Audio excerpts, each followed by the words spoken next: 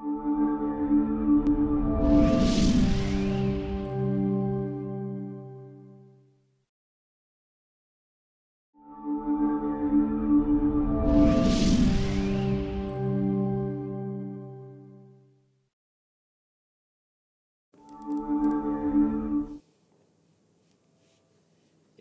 to truly talk sports it is. First, apologize for late delays in hitting you with all that truly matters. But what that truly will bring joy to the heart is that you have joined us on ABC Sports, a program where we give you, why not, all that is happening on sports. 72,000 seconds we use to tell you everything that truly has gone down since we left you 7 days ago. I haven't changed my name, I won't. On the day I do, you will be the first to know. Chris Obokwa is my name. So much to talk about, so much to discuss. Only last night we saw that Middlesbrough was not really getting the one they have actually planned for, because Birmingham had other ideas. 2-1 it ended after 90 minutes of proceedings. We will get to talk about the CAF, the Champions League, the UEFA Champions League, the Europa, those who are truly making names. Tell them I told you the Super Eagles of Nigeria are ready for that Samba approach. Things have changed, but nothing to disturb all that is truly going through with the sports affairs. So much to also talk about in terms of what will be happening in Doha. Doha, a place where plenty have gathered, a place where they say the spirit of athleticism and of course sportsmanship has indeed cuddled up with all the athletes and officials. I tell you, last night was something to behold. But then again, many of you have written to us asking questions, what is happening to Nigerian athletes? And the questions perhaps will be answered by our professional who is already there in Doha. We will bring them in immediately, but before we bring them in, let me quickly welcome those always who are on the program. Ex-international, the Super Eagles of Nigeria, Tony Wigwe, and of course, not forgetting Idris Adeshina has joined us on the show. Guys, I don't know, are you guys supporting Man United today? All right. No,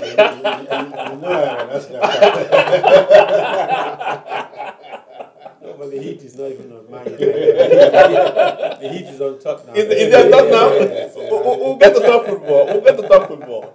And so that's how we prepare for today. Tell your friends, your neighbors, we are now live. And of course, we're delighted that some of you can indeed join us and take a bite, if not a dose, of indeed what is happening in the world of sports. First, we'll start with Doha 2019. Plenty has happened. And of course, many are beginning to wonder what's indeed happening out there. Nigeria, I have to say, many say don't blame the athletes, rather blame the officials who have not put that zeal, the grassroots in place for all of this to flourish. How can a country so much filled with athletes that can actually hold their own be dying with nothing? Anyway, there's a hope. There is a hope that Nigeria could get anything, a medal. And a man who could give us that medal, who could give Nigerians that medal, is no other person but Chukwuebuka Nekwechi. Chukwuebuka Nekwechi, shot put, is in the final today. He will be, why not, trying to see if that Nigerian's anthem, or perhaps the stand in the podium, can be felt. Joining us now live from Doha is Chukwuebuka Nekwechi, and the reigning African champion in shot put. And of course, with him also is no other person but Bambo Akoni. He has always been with us here on this program, and two of them will perhaps give us that bite of what we expect. Let me start with Bambo. Bambo, I tell you, plenty of people have been writing, of course, talking about the athletes not, is it not giving their best, if I have to put it that way. What are your thoughts for the Nigerian performance? I mean, obviously, the athletes have been giving their best. We've known what the athletes are capable of before they came to Doha. One thing we have to remember is that Nigeria has only won 2 World Championship medals in the last 20 years. Both medals were won by Blessing Okagbare in 2013, a long jump silver, 200-meter bronze, I believe. And so really, coming into this championship, a success would have been, can we just win 1 or 2 medals? You know, incidentally, our best medal hopefuls are still coming up today and tomorrow, which would be Ese Brume in the long jump, Toby Amucha hurdles, and obviously Chukwuebuka Enekwechi in the men's shot put.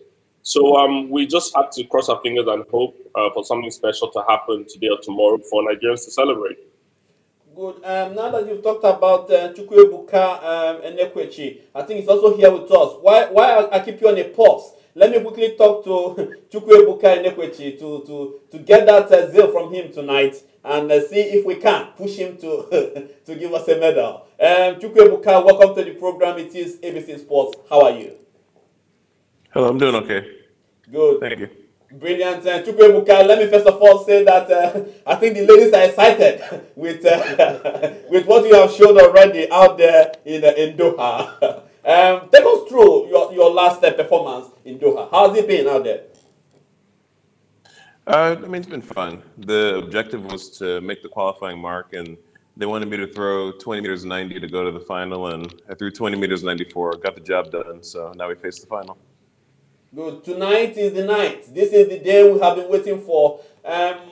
You've seen how the pack are beginning to fall, if not crushing down, when it comes to the Nigerian thing. Tell us, we want a medal. We want anything actually, anything that is looks like a medal. Medal, silver, bronze, anything at all. And we hope that you can bring up one. Chukwuebuka. No, I'll do my best. That's all. Chukwuebuka, I tell you, we know that there are plenty. Thomas is on 21.92 and you're on 20.94. Have you watched the strategic, series that you could be taking in terms of, getting ahead?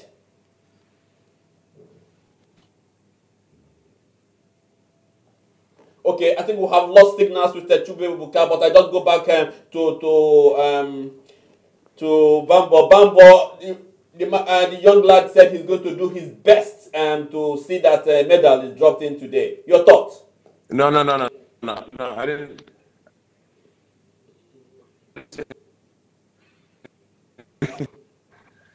Best. Well,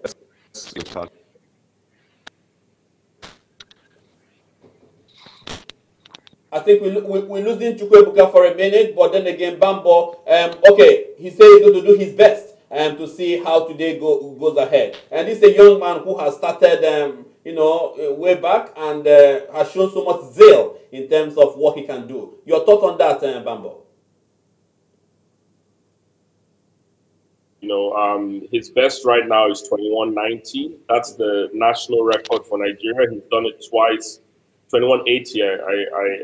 I mean, actually, he jumped 21.77 and then 21.80 this year for the national record. Now you have about 6 guys in the final, 22-meter throwers. So really, we just have to will him on to do his best. Can he get a medal? Anything can happen. You're in the final, but we should be happy for him if he can just throw a personal best, another national record, no matter where that ends up in the final. If he gets a medal, it's a bonus. Chukwuebuka, I mean, plenty. We're sorry if we are pushing you so much. It's just that when you don't have any and there is one tinkle of hope, you begin to perhaps cuddle it even more than you can. We're sorry if we're pushing you so much, but then again, there are millions of them out there in Nigeria that truly could need something to sparkle. But apart from all of that, there could be young kids watching you right now who would like to hear some sort of motivation from you, some sort of inspirational talk that could keep them there, even when it is dying out there in Nigeria. You have the floor.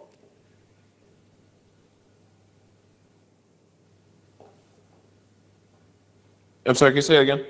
I mean, there are some little kids, there are some youth out there that could be listening to us right now, and they could be wondering how they can get to your level. Give them some inspirational talks that could, keep them there and keep trying. As far as whoever's watching, whatever you do, people will be asking. So try not to let that stress you out too much, and just anything is possible. Just make sure you're focusing on yourself, and don't let the surrounding people bother you too much. Good. And Chuke, if I let you go, just the final from me. The Nigerian government, have any of them seen you? Have any of them come to give you that pep talk that perhaps will push you on? Be sincere with us if you can. Yeah, and a half has to do with 22 meters. So I try not to talk too much to anybody. All right. Chukwuebuka, I don't want to keep you long, but then again, I have to say a very big thank you for joining us, Chukwuebuka. Please, please, please, if you can, do something for a country that is diminishing by day. That medal, perhaps, could descend today. But thank you for the hard work you have done to keep that map on. Thank you very much, Chukwuebuka. Thanks. Brilliant. Nice to see that. Nice to see that. Brilliant. Okay, now let's quickly go to Bambo. Bambo, I'll tell you, it's a few days today, but before we go to what will be happening today, let's quickly return back to what happened yesterday. The men disqualified, the women fed from back. I don't get it. Well, the women actually came sixth, not first from the back. Okay, if I leave you. We finished ahead of our brothers, our sisters actually from Ghana, and another team was disqualified. So they finished sixth with a season's best of 43.05. It's not bad when you run a season's best. It's not bad. They went too far from the final. A few things could have been fixed to get there. And now the hunt continues for Olympic qualification next year. They must be able to run together a few times before the Olympics to qualify. And I think that's the challenge. Half the team is foreign-based, half the team is home-based. The AFN will have to plan to see how they can practice more together, the baton exchange, because they have the speed to make it to the final and make the Olympics. For the men, unfortunately, they finished 8th in the race, later disqualified for a lane infringement. I'm not sure who exactly infringed, but obviously it's a disappointing end. Nigerians will be asking the question, why didn't our two fastest runners run in the race, Divine Oduduru and Raymond Ekenwo? So that's a bit unclear at the moment why they didn't both run. And the four guys who came together, I think they did their best. I was just wondering, I'm not sure, many have expected Divine Oduduru and what's his name, Raymond, Okay. to actually partake in the men's 4x1. What happened? Why were they missing? Well, at this time, I couldn't tell you. That's a question for the AFN to answer, why those two guys didn't run. Presumably, they would have been able to help boost the team for a better performance. But let's not forget that this team just kind of sneaked into the World Championships. When we were the favorites at the African Games, the Ghanaians beat us. We had a nail-biting weight. Placing 17th on the world list and only 16th qualified. We had a nail-biting wait before we got the invitation from the IAAF.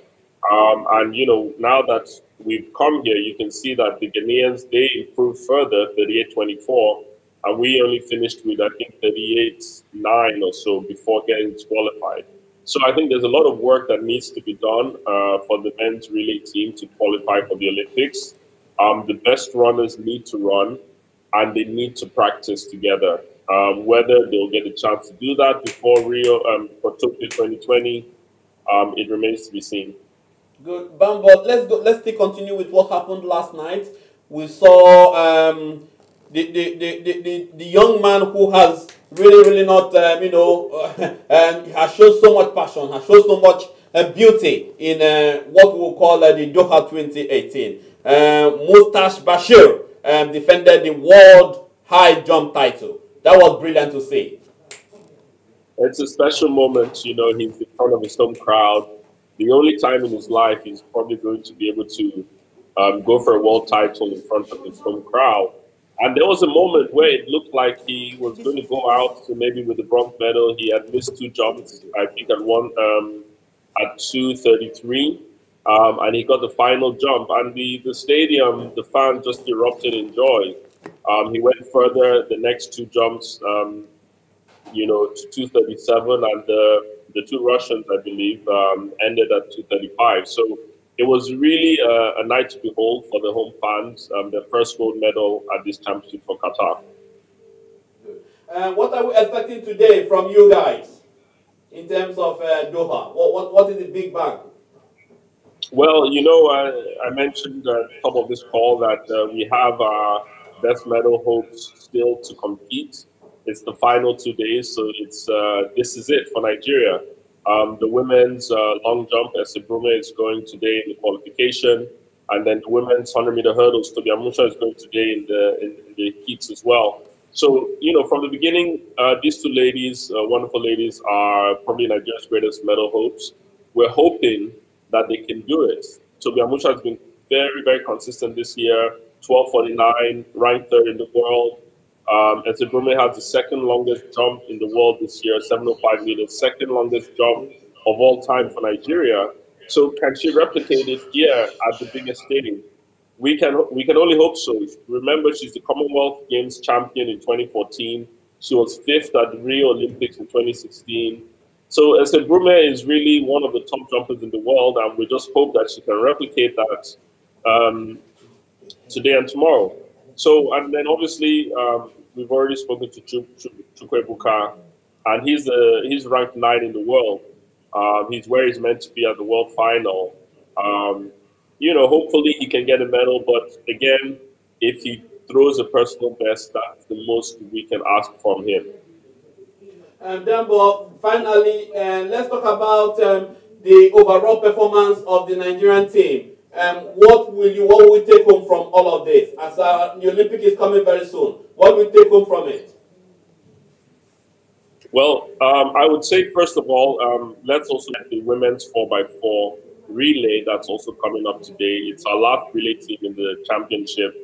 I'm pleased to say that League of Champions, we have one girl on that team, Blessing Oladoye. But Nigeria has 2 semi-finalists at these championships in the 400 meters, Patience Okonjo and Favour Philly, who really are the ones we're going to be looking to help this team get into the final. If they get into the final, then they qualify for the Olympics. So hopefully that will make up for the disappointments in the relays coming in the relays that happened yesterday. Overall, for this championship, I think Nigeria can and has to do better in the future. The athletes have done their best, but it's now time for the AFN to step up, put in motion the programs, development programs, support for these athletes that will help them put up a better performance in Eugene 2021. Nigeria, the Giants of Africa, no medals at the World Championships, and everyone else leaving us behind. South Africa, Cote d'Ivoire, Kenya, everyone else is getting medals. Even Gambia is getting medals now. So we have to look at ourselves and step up. We should be the giants of Africa, but we're not there right now. Brilliant. Bambo, well, thank you so much all the way from Doha. Thank you for the time you have paid on the program. All those analyses have been taken in. The truth is that all countries have come close. Not all will go home with a medal, but then again, a country who even some of the athletes run for other countries is truly painful. And that others, when they run for other countries, they get medals. When they run for Nigeria, it is this 6th from the back or last? Thank you, Baba. Even nice talking to you. Thank you very much. Thank you for having me. Brilliant. Gentlemen, this is the story of Doha. And if you want to picture Nigeria in it, then this is it. A country so much, but yet and little. Do you know why? There is this problem that we are always facing, and it keeps reoccurring every time. This has been a age-long problem that has never been resolved in all aspects of sports in Nigeria. It's like you're not planting anything and you expect something to grow from the ground. It's not going to work. You don't just at the end of the day you bring something up. You go to somebody else's tree to pluck something and say that's yours. No, you need to put something on the ground, water it, nurture it, watch it grow, and then you keep nurturing it until it gets to the right this state. It has always been our problem. These athletes are not giving anything. You come maybe 1 week to the time of the competition, when they've suffered and suffered and suffered, and say, okay, you're going to pay for their hotel bills and all the rest and take them to the competition. No. These athletes need to be taken care of from the time they start training, from a younger age, a mentality, put into them, giving them that platform to start growing and to get to the stage whereby they can now perform in the international stage.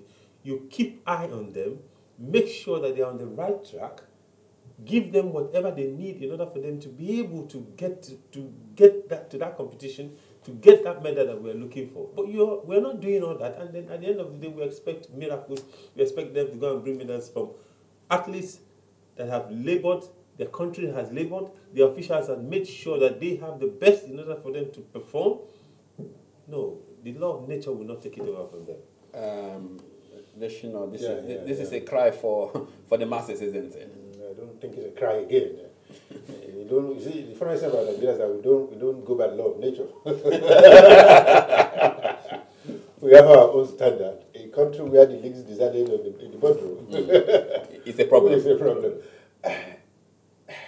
My worry is that his future is fiddled into every aspect of our life. That's my worry there. You see, I understand that every country goes through this process to develop. My worry again is that, as Tony said, it's been like this for years, for ages, in every aspect of our life. And it's so perfunctory that it's become a culture now. Nobody thinks if it's right, that's when it's strange. If you get it right, that's when it becomes strange. You see now, the law of nature is that if it is bad, it becomes strange. But ours, if it is good, that's when it becomes strange. I mean, he can tell you very well. We only work from the satellites. We only report. But it was a participant for so many years. When they said the money is not ready, you have a group of athletes training, struggling, laboring to do that. When the money is ready, it's a different set of athletes is coming, You just make mention of actually about now that there are two athletes that everybody's expecting. What happened? We couldn't find them. And they said, you better direct your question to the Nigerian Federation. Yeah. That's the way it is. But it's embarrassing international stage. I mean, you look at Kenyans, you look at they have priority. Even the Ghanaians are beginning to show zeal. Even the Gambians are you have priority. Okay, this is our strength. And this is where we're going to concentrate. Even British, as big as they are, they have their own concentration. They push resources to 2 or 3 people, and they're getting results from there. Are we going to do it? Then, is it from the NFF or AAF that you want to talk about? Or is it from the political scene? Because that is where the nomination for who does what comes from. For as long as we don't get it right, our athletes will be representing so many countries. I know we are going to talk about the athletes that we are crying that should come and play for Nigeria. I don't know. We will. It's really a depleting thing. And we'll talk about how poor the development of Nigerian sport is all there. And the funniest thing is that Tony and Co grew from the grassroots. Yeah. But that's the truth. But that's the funniest thing. No one is watering. Tony was in school when he began to play for national. But nobody's watering the grassroots anymore. So it's fading, if not dying. And that's why we'll see the Olympics is clear. It's very close. Nigeria only prepares for the Olympics perhaps 2 months to the time. Others have started 10 years ago. Others 4 years ago. So it's when do you raise that for the Olympics? You see British athletes missing out on the medal, they are crying because they know they will not be funding again to go and represent the country. This, I know quite well when I was, because this is so, I'm so bitter about this whole thing, you understand? Because it drives you back when you look at the things that has been happening in Nigeria. You see that we used to have this Bonvita competition for athletes, which comes up in November every year. We have different type of athletics meet in Nigeria. We don't even have anyone. But then again, who will put his money or brand where officials are corrupt? We don't even have any now. We have the athletes to do this, but officials who you give the money, but yet they can't tell you what money have been done with or what they use the money for. Are you happy to do that next year? Guys, let's move on. Let's move on. It's still your program, ABC Sport, with yours sincerely, Crystal Bookwell. Tony Wigwen, of course, Additional is here with us to look at all that is happening in sports. We've been talking about Doha. 2019 drags, I think the curtain comes down to Sunday tomorrow, and so much they have given. It's time for some Africans and some others who didn't do well at Doha to truly look at the drawing board and see. For Nigerians, I guess at the drawing board, there's no other place to truly look at. It's all covered with perhaps sorrows and annoyance. Anyway, we'll take this break now. When we come back, it will be time for us to look at all that has been happening in the world of the round leather game. So much to truly talk about. Tell your friends and neighbors we are live. We'll return after this. Stay with me.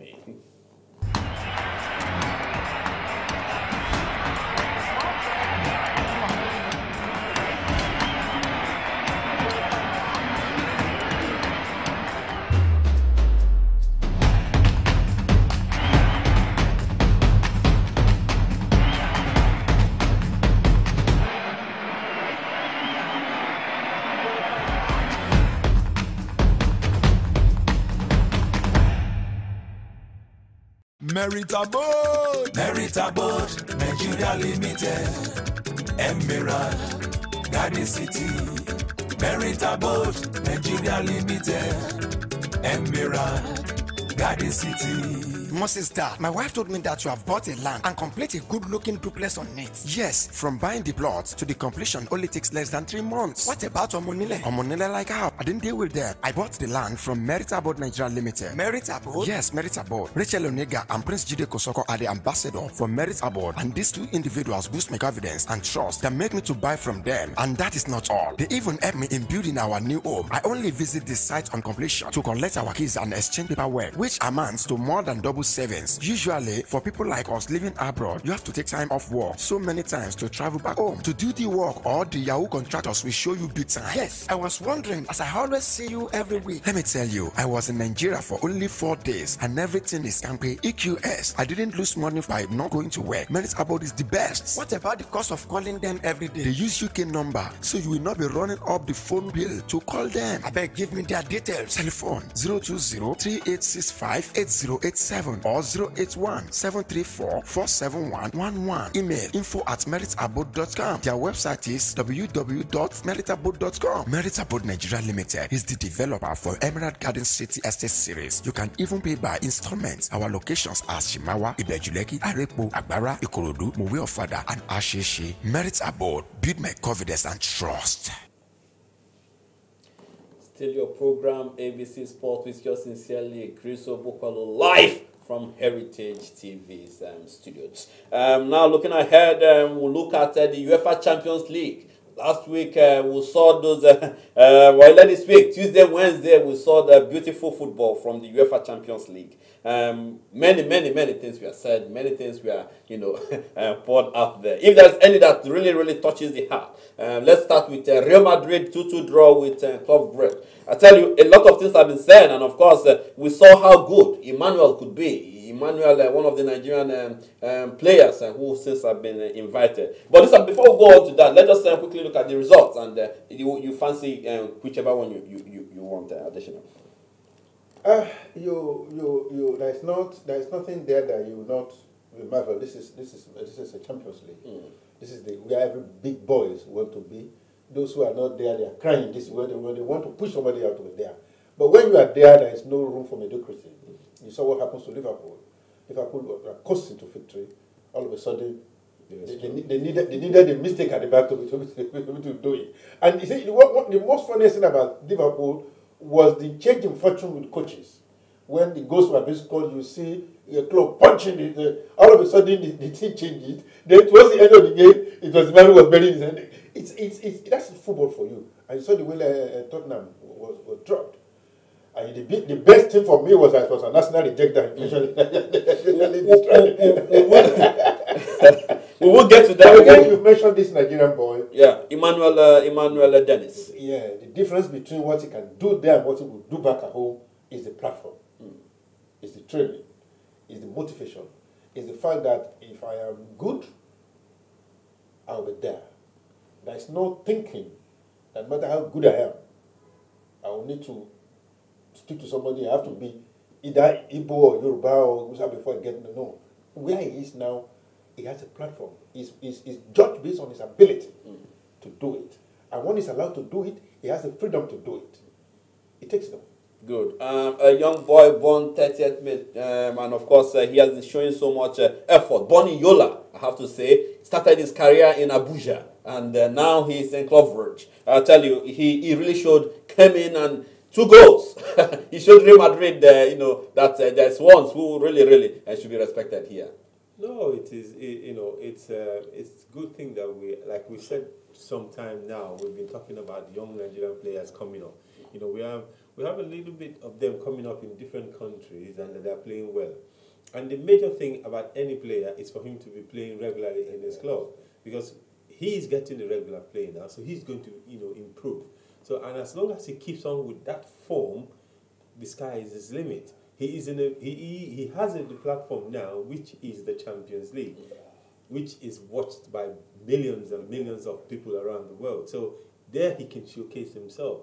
And playing against these big boys sometimes with the lower team is an extra motivation for them, because of that is where you need to show yourself. Because if this game was against, say, Kiev or something now, we won't pay this much emphasis. Yeah. But because the game is against Real Madrid, that's where the emphasis is, and that's where you want to show. Talking about another big names that has gone out there, on Tuesday we also saw Tottenham, a team, we have discussed it here on this program. We know the problem, and it's not going away anytime soon. But unfortunately, it was a basketball of goals.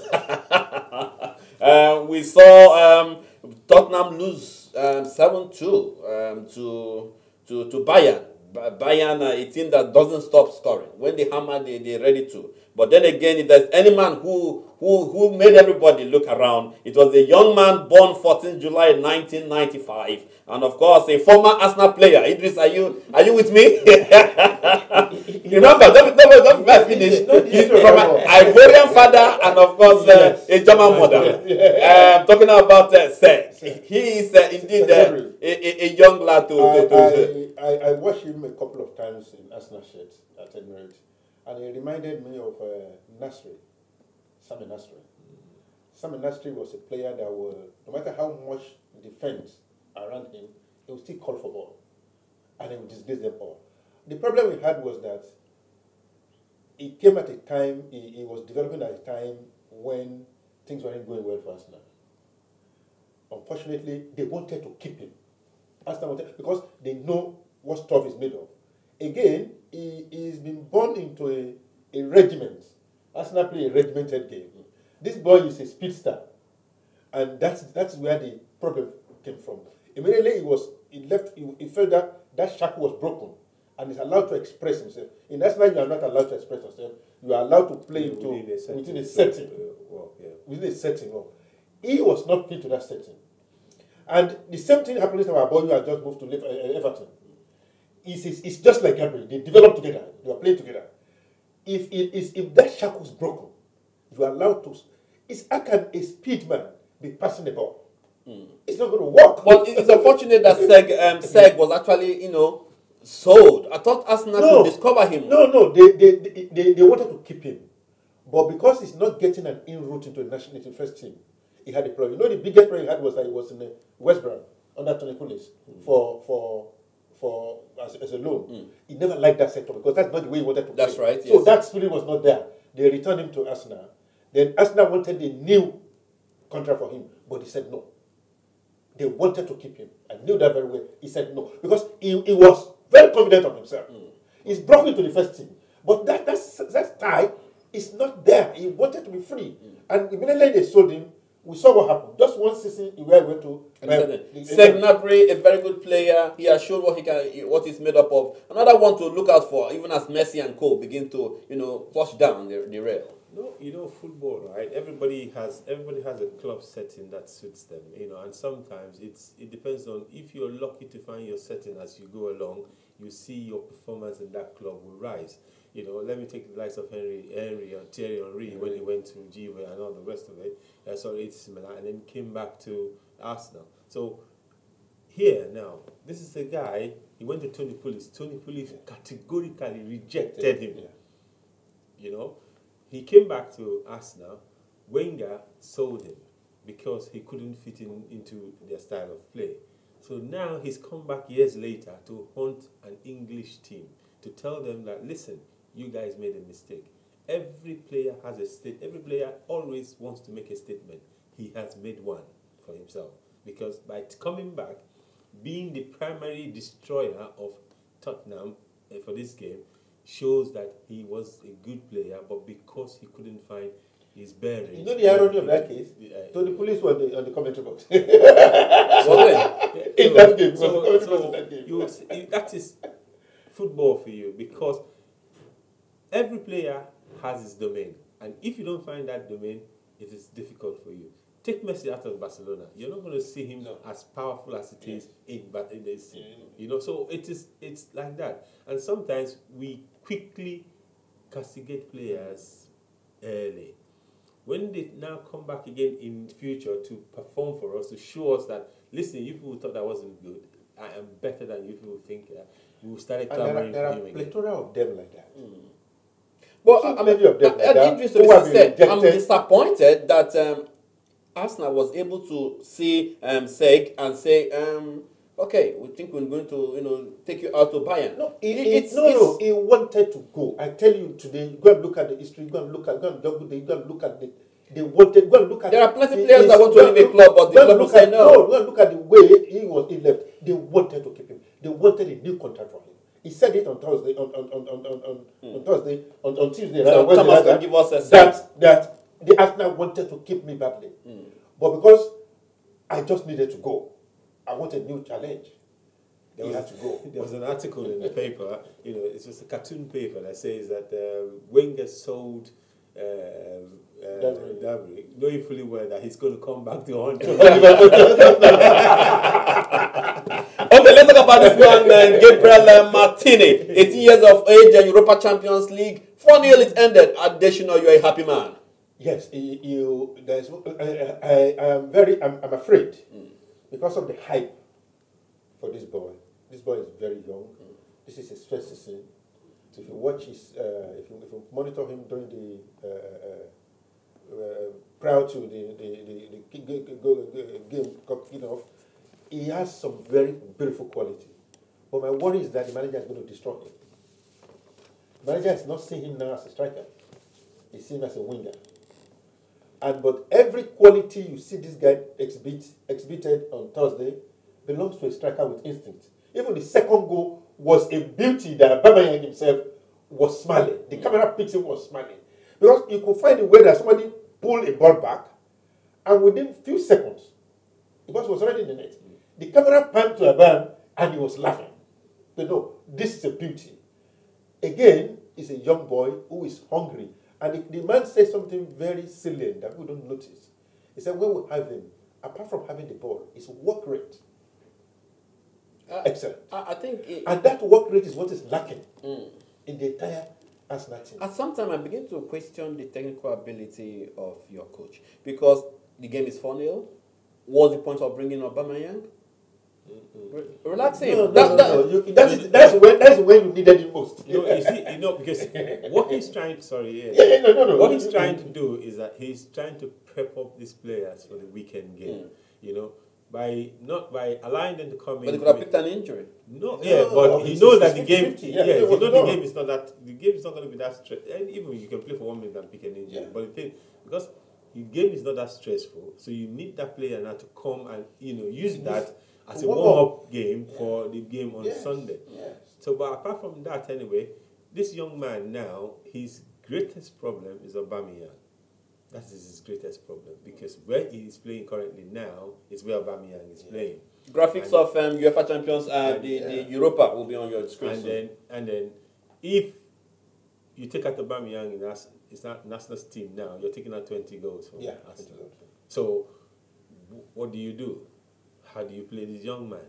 So the only opportunity he will get now is just his first early round games of the UEFA Champions League. As the game becomes serious now, the coach will drop him again and bring back these big guns, because he needs a trophy also. He needs to show that he is here to win something for Arsenal. So this might be the line that they're going to toe. They're not going to win the league. No, naturally. So that is, so that's where, sometimes all these coaches, what they are, because of the pressure on coaches is Yes, too much, you are not giving that time because of the amount of money in the game. So you're not giving that much time again to settle, to build your team, and then to see the team mature. The lucky ones are the clogs and all the rest of them. But they have a platform already. The team were okay, but all they just needed to do was to tweak one or two things. But these ones are rebuilding from the scratch. And that rebuilding now is what is happening. It's even happening in Chelsea. Chelsea is trying to bring in all the young boys back again, through Lampard. But Chelsea's own is as a result of the fact that they were given man. So you see, it was the first one. We will talk about Chelsea. We'll quickly take this break. When we come back, we will be looking at other things that are truly happening in the world of the round leather game, the Premiership. And this afternoon there is an early game. We will also get to look at the early game that is coming forth. We will get to look at the under-23. We'll hear that the draws are out. We'll get to have a bite of that. So the Waffle Cup competition, also they say those who are heading to the next round are already known. Black Stars, they say they went so close, but then again, stubborn Burkina Faso, the Stallions, couldn't etch them through. We'll come back to tell you how all of that happens. Stay with me on ABC Sports. We'll return.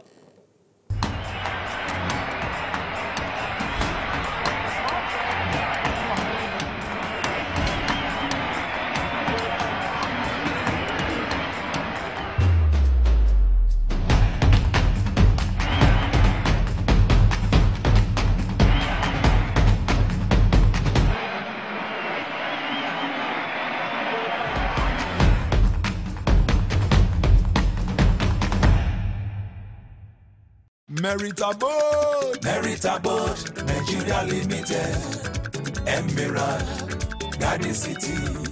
Meritable, Nigeria Limited, Emirate, Garden City. Moses Dad, my wife told me that you have bought a land and complete a good-looking duplex on it. Yes, from buying the plots to the completion only takes less than 3 months. What about Omonile? Omonile like how? I didn't deal with them. I bought the land from Meritable Nigeria Limited. Meritable? Yes, Meritable. Rachel Onega and Prince Jide Kosoko are the ambassador for Meritable, and these two individuals boost my confidence and trust that make me to buy from them. And that is not all. They even help me in building our new home. I only visit the site on completion to collect our keys and exchange paperwork, which amounts to more than double savings. Usually, for people like us living abroad, you have to take time off work so many times to travel back home to do the work, or the Yahoo contractors will show you big time. Yes, I was wondering, as I always see you every week. Let me tell you, I was in Nigeria for only 4 days and everything is campy EQS. I didn't lose money by not going to work. Merit Abode is the best. What about the cost of calling them every day? They use UK number, so you will not be running up the phone bill to call them. I beg, give me their details. Telephone 020-3865-8087 or 081-734-47111. Email info@meritabode.com. Their website is www.meritabode.com. Merit Abode Nigeria Limited is the developer for Emerald Garden City Estate Series. You can even pay by installments. Our locations are Shimawa, Ibejuleki, Arepo, Agbara, Ikorodu, Mowe Ofada, and Asheshi. Merit Abode, build my confidence and trust.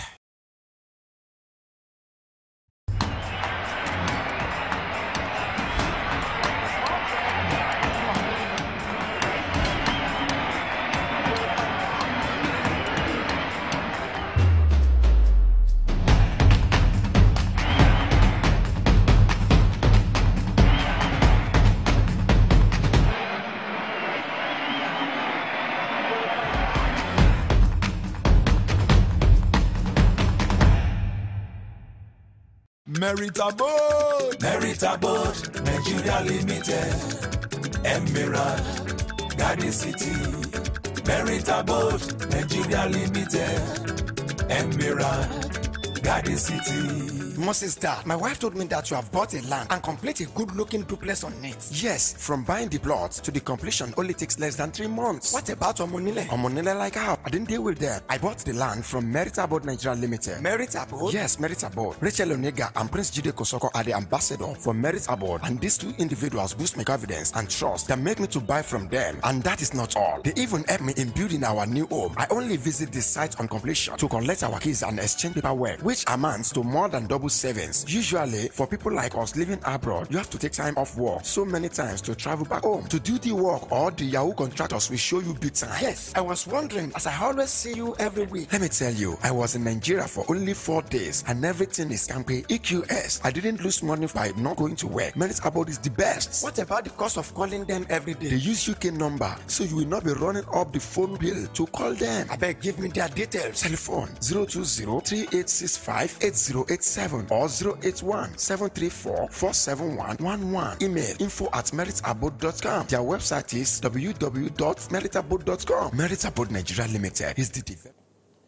Indeed, welcome back. It's still your program, ABC Sports, with your sincerely, Chris Obokwalo, Tony Wigwan, of course, Idris Additional, all join me on the program for today.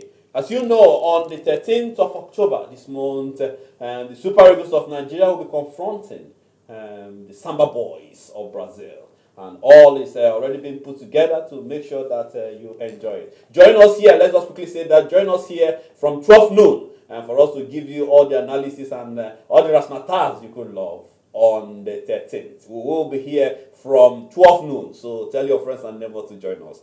12 noon on the 13th, we will be giving you the Nigeria and the Samba Boys analysis all here. So all is set. I know that the Brazilians are taking off 1 or 2 players because of injury purposes, and Senegal have recalled some of their players to also come and do battles against the Samba Boys. But before we, I give it to the guests, let's quickly run to talk to an official of the Nigerian and the Super Eagles team, Tunde Adelaku, who is the technical advisor for the Nigerian coach. And Tunde just joins us all the way from, I think it's in London. Tunde, welcome to the program. It is your show, ABC Sports. Morning.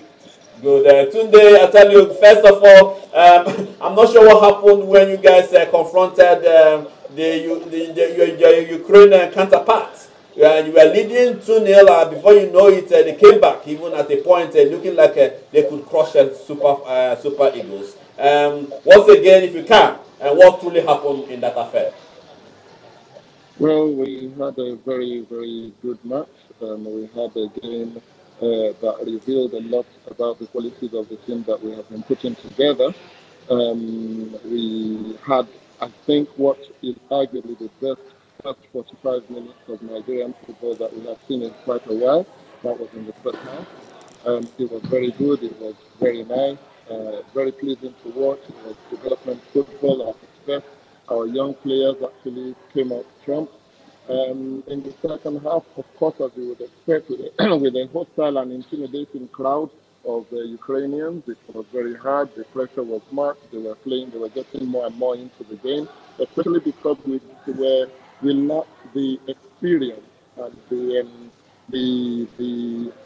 we had a bit of naivety in not being able to kill the game off. Because if the scoreline was 4-0 at halftime, it wouldn't have been a surprise. Now they came back in the game and they scored one in quick succession. They went on the attack again and they got the ball in the net for the second goal. That second goal came off the arm of a player, a Ukrainian player. It wasn't a goal. In this day and age of VAR, that would not have been counted as a goal. And we all knew it. I mean, immediately after the game, we were sat around the dressing room area together with the Ukrainian coach, Andriy Shevchenko, who we know very well. And we were watching the replay, and even he couldn't help but laugh. It was not a goal, but then a goal was given. It was 2-2. They came on strong, buoyed by the crowd, buoyed by their manager, buoyed by the technical bench, trying to kill the game and win it. They didn't. We didn't allow them to. And all in all, I think it was an overall fantastic performance by our team, a team for the future, a team that we can actually rest on and say, hey, we're starting to get it right. Good. Tunde, any minute from now, call it in the next few days, we will be seeing the Samba Boys display. What is its preparations? I hear that the Brazilians are all expected on Sunday to gather. What is preparation for the Super Eagles from now till 13th? Well, please take us through your preparations. Well, obviously, about 2 weeks ago, once the game was announced, 2, 3 weeks ago, we started working on scouting our players to find the right mix of players that we will take for the game. We prepared our list 2 weeks ago. We sent our list to the Nigeria Football Federation so that they can start working on the logistics, on the visas, and the tickets for the players. We are at the moment, right from the next 30 minutes, we're going to start watching our games, our players in their various league games. Brighton is playing Tottenham um, later this morning, and therefore we will be watching them. And then all through the weekend, we want to watch our players to make sure that everybody is okay. Everyone on our list is okay to actually join us from Monday, Tuesday in Singapore. It is a long journey for everybody.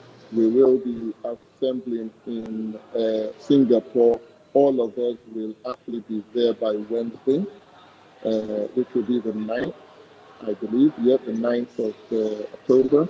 And our first training session will be on the 10th of October.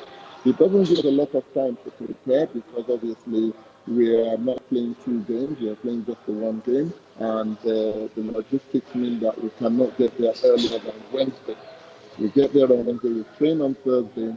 It will probably be a few days training, 2, 3, 4 training sessions maximum, and then we'll have to face the number 3 country in the world, which is Brazil. Not the most ideal, but we believe in the strength and quality of our players, the promise that we show, and we intend to show where Nigerian football will be going moving forward, regardless of what the results will be.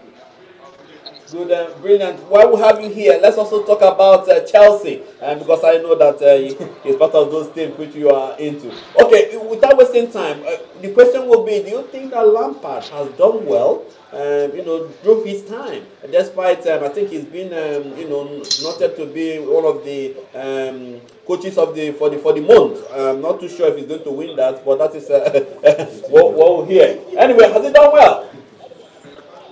Of course, Lampard has done very well. Frank is the Chelsea, is a blue through and through. He's the best option that we had to come and take over at Chelsea.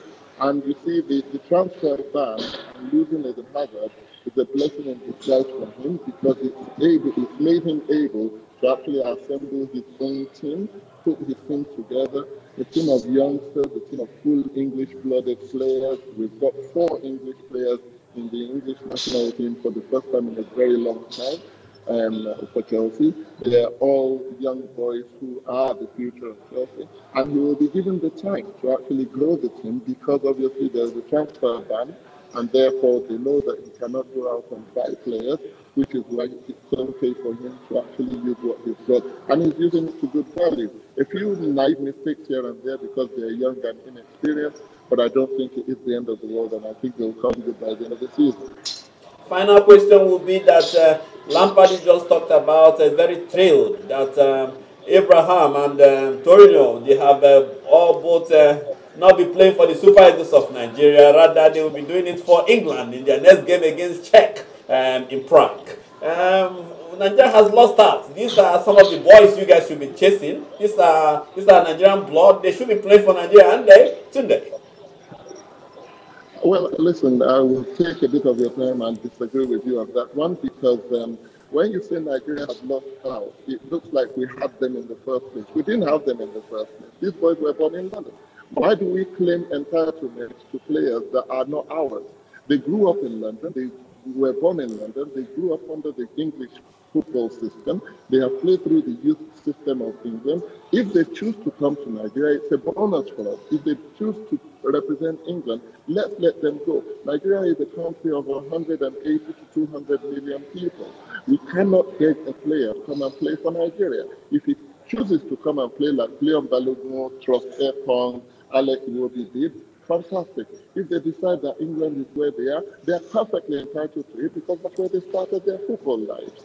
All right. Tunde, thank you very much. We'll be following all the proceedings. Please, when you get to your destination, we will also be there when Nigeria plays Brazil. We hope to speak to you there. Thank you very Thank much. you very much. Thank you. Cheers. Thank you. It's still ABC Sports. We quickly now hear Lampard, who has been talking about the Nigerian players and every other thing that has to do with Chelsea. And we'll quickly come back and talk Premiership proper, because I know you guys have been waiting for us for that information. Most of you, please talk Premiership. Okay, we will. After this, give us this time, we'll return.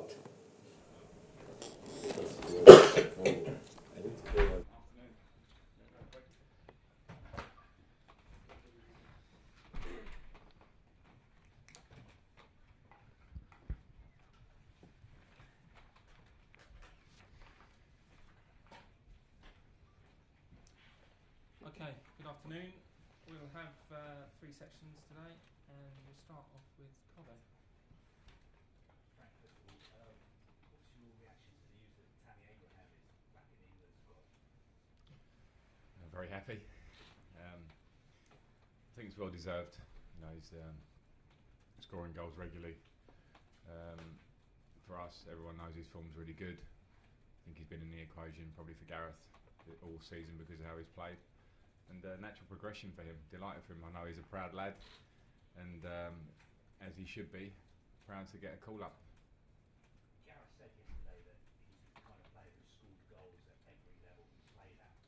Do you think he has what it takes to score at international level as well? Yes, I do, and you know I don't want to put too much on his shoulders because step by step, as you say, he's shown that he can score goals now twice in the Championship.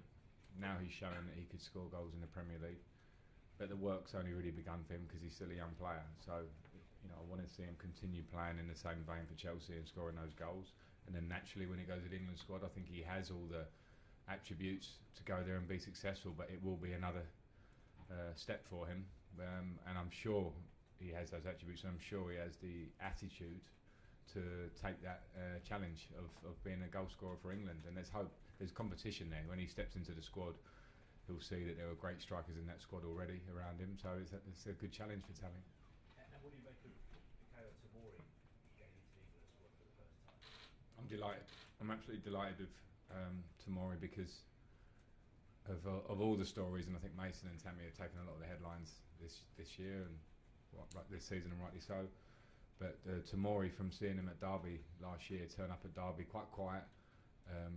Loads of great talent in him, but slightly raw in a way. He'd had a loan at Hull, which went so-so before, and then to see him play the full season last year, when I relied on him hugely, and then to come here, and I think some people would have easily doubted his whether he could step up to the Premier League yet, because he's young, and what he's done is show that he's got great qualities, and really shown that in the Premier League. So again, another natural progression, and I'm really pleased for him. He deserves it, because he's been a dream to work with day in, day out for the last 15 months or so. We know that Gareth likes to put a lot of faith in young players, and there does seem to be a position next to Harry Maguire in the England team that is up for grabs. Do you think Tomori potentially could be the long-term solution? Could he play for England at the Euros next summer, for instance, next to Harry Maguire?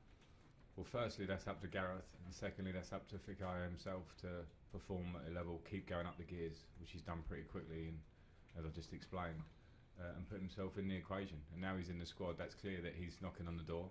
Getting now into the team is the next challenge. Then it will be staying in the team. And as I say, I won't sit here and go, yes, he will do that, because it's all up to him now. And he's made that great step of getting in there. Gareth's shown trust. I saw his press conference yesterday. He wants to see him close up, wants to see him train. Steve Holland knows him well. So now it's in Fikayo's hands to go there and show what he shows us every day. And have you had a chance to speak to them today to talk about the call-up, how they're feeling? No, I haven't today, but I spoke to them before. I was aware of the call-up coming, and I spoke to them before, and they've got big smiles on their face today, which is great, the three of them, plus Ross. Ross has been there obviously a while, but they're very smiley and happy, and I might have to remind them that come Sunday they need to perform for us, because it's great news for them. It's great news, but as I keep saying, it's just a start, and the minute any standards drop or any complacency kicks in, then they'll all suffer. So I'm pleased that they smile, and they need to take this now as something to add to their armoury and go, okay, I'm an England player now, England squad player, I'm in the England squad, so I need to show even more day in, day out, and game in, game out for us. Callum's been called up to the under-21 squad. Do you think that's the the right decision? Is that the right thing for him now, considering that Yeah. he's been out for such a long time? Yeah, I did. And then, as I say, I spoke to Gareth, and it's obviously he's cool. But I respect an international manager that has that open conversation with you. And, you know, all I can do is say what I see from the Chelsea end, and it's Gareth's choice when it comes to England. And I think Callum hasn't played probably enough games, and the games are doing good. It's England under 21s. You should be proud of that anyway. And yeah, it's I think it's a good shout for him. In Southampton on Sunday, what kind of challenge are you expecting from them? It's a tough match. A very good manager, a very well organised team, playing different formations. So it's hard to predict how they might come at you, but they come at you with a lot of pace in the way they want to work off the ball, and quality players. So always a very difficult place to go, especially if we're not at it. You have to be tip top to go there, because there's a lot of energy in their team, and the crowd can get behind them if they play with that kind of intensity, which they have. So we need to match it at least, because we want to keep the momentum going. Okay, any more on broadcast? Right, quick one each, Nazar and Ollie. Hi Frank, I just wanted to ask you, Aspilicueta is obviously captain, and you've been talking about Jorginho's leadership. Is he your vice captain now at Chelsea? Yes, Jorginho is vice captain as it stands. Aspie is captain, and that was clear at the start of the season, and I think his professionalism and the career here speaks for itself. And Jorginho, as I keep talking about him as a character, and he's a driver. I think it's very evident to see on the pitch. And yeah, so if that's the situation as it stands. He's taken to it learning English very well. He's spoken to us a few times. How important is that in sort of the equation of him integrating with someone? Speaking English? Yeah. It's obviously important. I think we always try here to push that along as soon as players come in, because communication is key on and off the pitch, in the dressing room. And he crosses the borders if there are any. It's easy sometimes to come in and stay within your groups. In nationalities, and Jorginho isn't. He's a driver on and off the pitch. Okay, last one, Ollie. Can I just ask you about injury news? Any big news for the weekend? And is N'Golo Kante, is he ready to play 2 games in a row at the moment? Because it's something he's obviously not trying to do. Yeah, that's something we'll have to watch over the next 24, 48 hours to make sure he's still on a sort of a semi-recovery, as they all are from the trip to Lille and the game, and the fact that he hasn't played much, obviously, is what you're getting at. But he, in terms of the injury, he's fine. So there's no fallout from the game. It's just making sure that he's fit and ready, and that's obviously a call for myself. Okay, cameras off, please. Daily newspapers.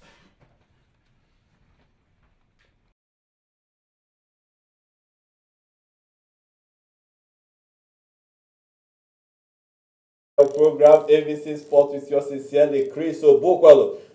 Tony, and of course Idris joins me here to look at the English Premiership, and of course how things are going out there. This afternoon is a charged one. They're all ready. They say they're ready to go. They have to get it right. We've talked about this thing for a long time. But I leave the floor open for you guys. I mean, this is it. Can they? Yeah. You see, the problem Tottenham is facing currently is that they have this mental block now, which every team goes through a phase. So, and once you go through that phase, you need time to be able to get out of it. Although the pressure will be there, but all they need to do is to win 2 straight matches, and then you see everybody. Some friendly games, and everybody will back on scene again. What happened to Tottenham against Bayern Munich? It's a one-off. You know, and I think they crumbled not because the first 20 minutes Tottenham was good. You know, not value for the money. Yeah, so not because it's the goal that Man United scored. They didn't believe. Bayern Munich scored. They didn't believe that. You know, they could get the goal that is quickly back. So that depressed them a little bit, and then all of a sudden they just fell off. You know, fell off the wagon, and they lost control of the game. What Tottenham is supposed to be doing, they had that same problem against Arsenal. Yeah. They had the same problem against the Greek team. So you see that this is something that is creeping up into their game now. So what is the coach going to do now? This is where he needs to earn his money now. He needs to earn that status that he has. Yes, he's done well for Tottenham. You know, bringing Tottenham to this stage, getting them to a new stadium and all that. Lovely He's coach. He's done excellently well for them. So is it time to go? No. For me, no. They are calling. A lot of people are calling for him. If he leaves today, he's going to get a good team tomorrow. Tottenham will crumble if he leaves today. The problem is But not the coach. just to say that, but who as a coach stays in a club where you don't even have a say in the transfer? Yeah, that's what we're saying now. He is not the problem. Libby is the problem because not until the fans know that Libby is the problem, we will not be able to get out of this situation. The question again is operating that system for 6 years now. The system is criticizing now. It's operating under that system for 6 years. He's tired of it. No, but you don't have you have a team that is not refreshed. If you don't refresh your team every year, you get complacence of players, and then you would now you be struggling for motivation. So Tottenham, Libby needs to go out, get some players back into Tottenham to boost the energies in the team. Why is he going to do it? They just finished the stadium. You've forgotten that Arsenal went through that same process too. Yeah, but and they retarded Arsenal for several years. Arsenal has to sell a big number of their big projects. They had a project. That's why the Nasri and Co were a project, which are a project. I knew very well. In 2012, against Belgrade, I saw them at the Emirates. You see that these are projects. But at a point, they had to be sold off to offset the stadium. And I remember when this project was coming out, Wenger was telling them, you get prepared for the dose of what we went through. Yeah, but But you see, the thing is that the fans don't want to know about it. no, they don't want to care about that. All they want to know is about the result. And who is behind the result is the coach. As long as the result is not coming, is the coach's So because of time, what would be your scoreline for this afternoon game? No, you know, if they put aside the thing that I still don't expect that they are going to lose against Brighton. No, that team is capable. That team have played together for 4 years now. They're just like Liverpool. They know wherever they are. If they don't get arrogant or they don't feel compliant that look, we just came by, we need to unleash our anger on Brighton. Brighton almost disgraced, but it was Brighton who disgraced Man City. That's what I'm telling you. That this is the So time for them. For perhaps. now, Wenger will say you need to go back to basics now and play as if you are playing against your mates. If they show arrogance against Brighton too, you will compound their problem. I think the first 20 minutes of this game is It's a very misfit. crucial. Yeah. Because then that is when Brighton will come out steaming hot because they are at home and they know that these people are vulnerable. So they will come. So Tottenham also needs to hold themselves for the 20 minutes and then start playing.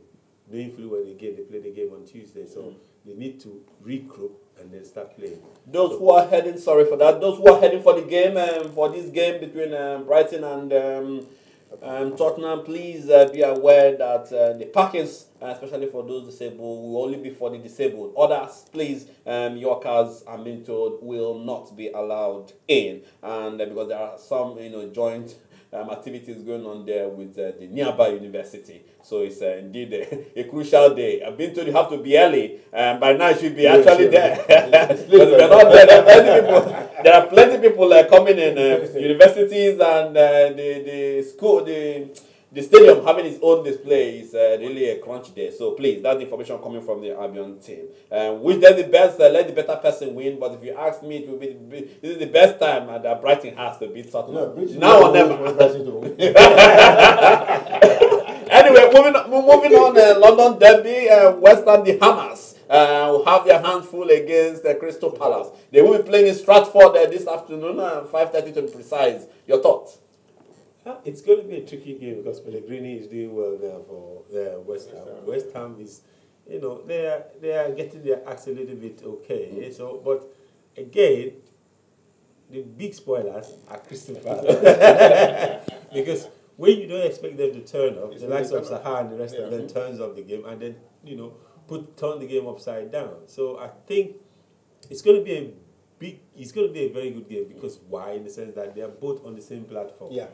That's the truth. They are both on the same platform. Although we have to also say that West Ham, when it comes to home games, are sometimes very sluggish. Or their away games are always very. That's a problem. Yeah, they've been poor. They've been poor with their home games. But I think this one, being a London team, it's going to be feisty. Yeah, it's going to be feisty. So everybody will start from the whistle go and start pushing. Lewis is not here to give us his analytical view, but you know what the home derby always look like. The fans are on your back. If there's any team you must play against, you must perform against, it has to be this team. Yeah, exactly. So for those, you see, that's another thing. The spirit of derby is dying. For those, I remember watching Terry Henry at Anna Stadium some years, about 2 years ago. We came for another one of those old evenings, and he said, "In my life, I never lose to Tottenham.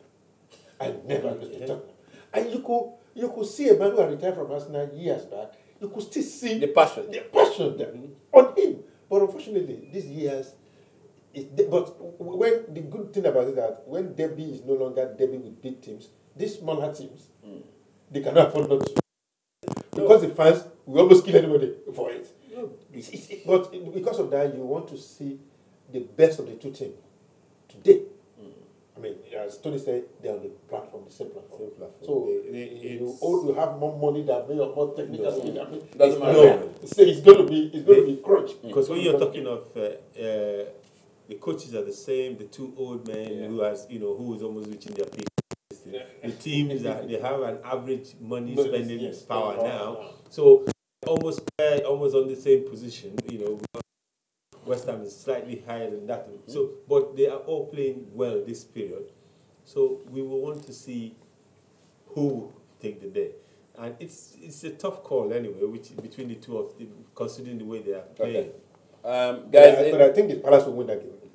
Wow. I think Palace will win that game based on the fact that I'm not very pleased with West Ham home. The last 3 games now, they've always performed better in away games than at home. Okay. And if you unleash Sarr and Co with the way they play, they could give West Ham a problem. I hope but they played well against Man United, so obviously that should give them. No, anybody wants to play against Man United. Now it's the best way to play against. The derby gives you that edge. Yeah. Good. Tony, I'll be leaving you to talk about Newcastle and United, and of course you'll be taking Arsenal and Palmer. That is for tomorrow's game, and before we round up for today's show. United. Yeah, I can see the sad face. It's not the best time.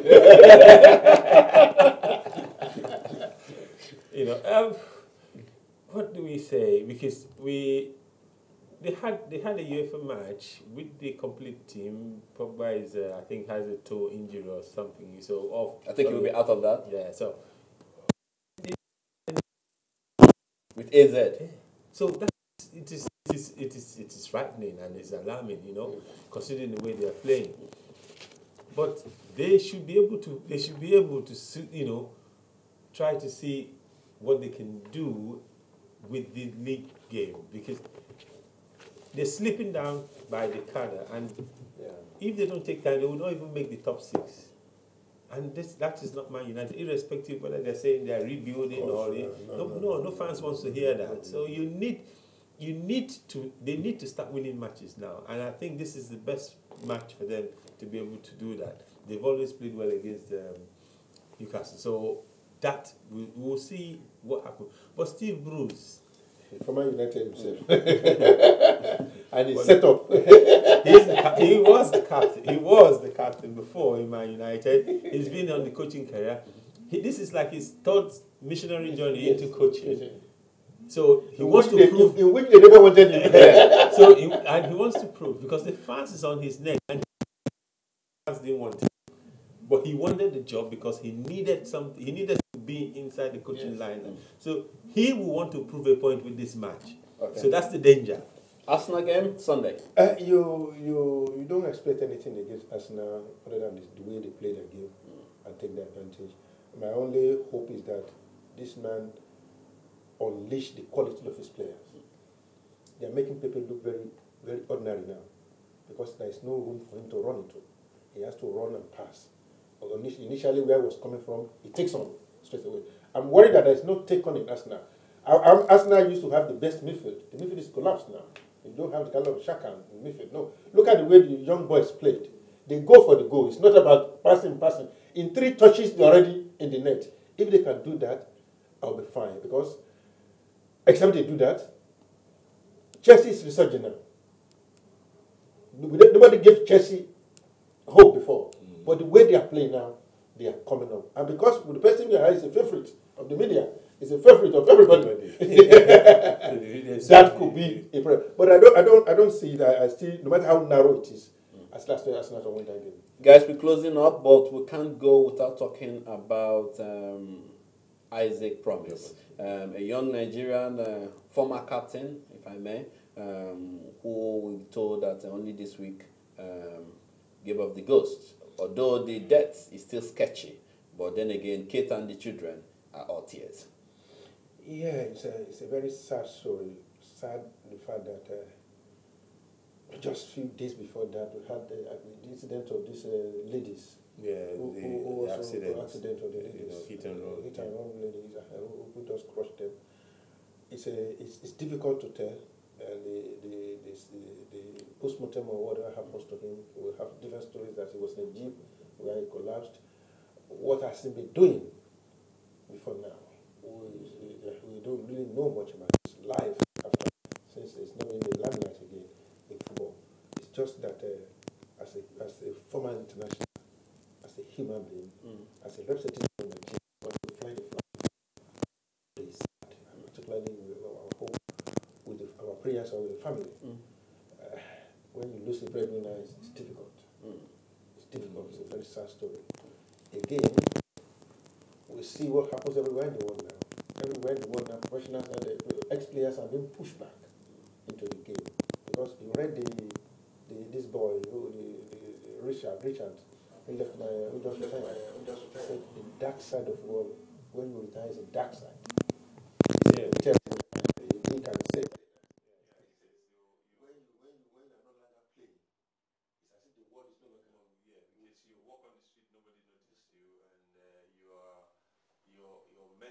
Your mental alertness becomes a problem to you because you're waving between your old world and the new world you're in. So sometimes psychological problem comes in, But our thoughts and everything goes to the family, because this is a great loss for them, and we hope that God gives them the strength to bear the loss. Guys, we draw the curtain. Time is not on our side. Thank you very much for coming in today. We couldn't have taken more because of the time. But then again, let's do this again next week when another 72,000 seconds will be spent talking sports. That's where we draw the curtains for today.